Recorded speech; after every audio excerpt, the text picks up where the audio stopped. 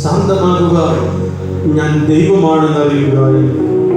നമ്മുടെ ഇടയിൽ ഒരു ഗോതമ്പത്തിന്റെ രൂപത്തിലെ കർത്താവിടെ ഈ അൽത്താരയിലെ ഇറങ്ങി വന്നിരിക്കുകയാണ്. സങ്കീർത്തനം 22:3 പറയുക, അവിടുന്ന് ഇസ്രായേൽ ജനത്തിന്റെ സ്തുതിയുടെ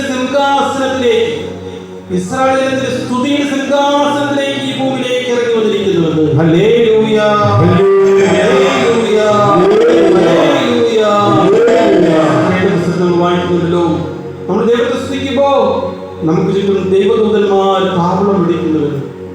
ഇതാ ഈ അൽത്താരയിൽ തിരുവോസ്തിരൂപനായ യേശു സന്നിഹിതനായിരിക്കും.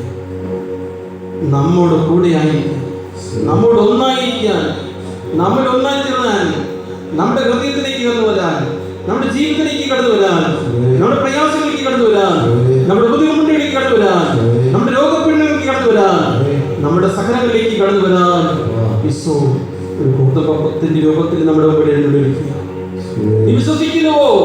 വിശ്വസിച്ചാൽ ദൈവം